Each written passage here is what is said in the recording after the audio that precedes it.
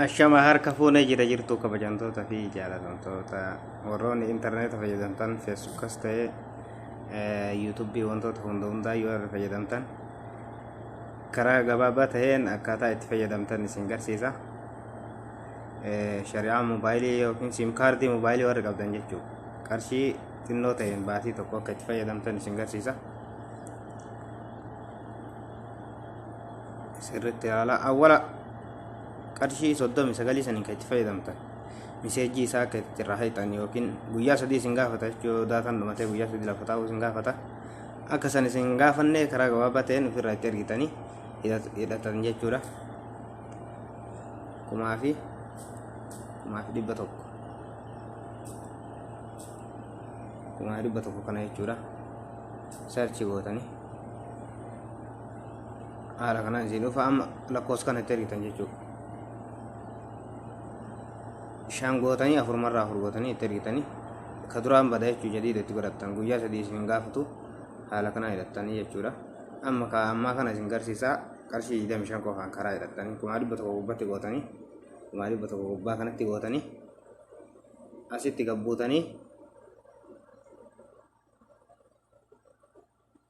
qarshii 25 hidhama jechuudha. Kun shari'aa moobaayilii irratti baatii tokko halkanii guyyaa waan feetan laaltanii 2 ittiin itti ergitan. Amma waan hidhee jiruuf 2 ittiin ergu akkasii haala kanaa itti ergitanii itti ergitanii geessanii santi itti gootan SMS telepeetu sana irratti dhooyitanii nama kiyya waan qabuuf irratti hin dhabu jechuudha. Irraa deebitanii amma appilikeeshina kana kanneen lamaan qabdanii appilikeeshina kana qabaatu laazima isa yoo qabaatin illee buufatanii namni hin qabne jiranatti hin fakkaatu. Achi booda irra cuqaasanii asuma kiyyaa madalagu jira.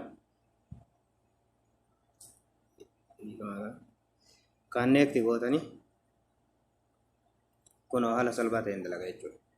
Qarshii 25 qofaan baatii tokko halkanii guyyaa waan feetan fayyadamuu dandeessu. Feesbuuka, yuutuubii, oma hundayyuu jechuuf telegiraama walaa ayishee haala kanaan itti fayyadama. Aappeen immoo kunillee bareedaadha. Isa lachuu kana buufadha.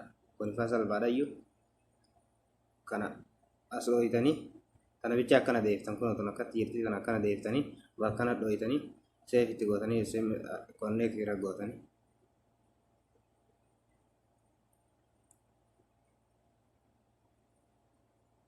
dalagee jira jechuudha. Saffisaan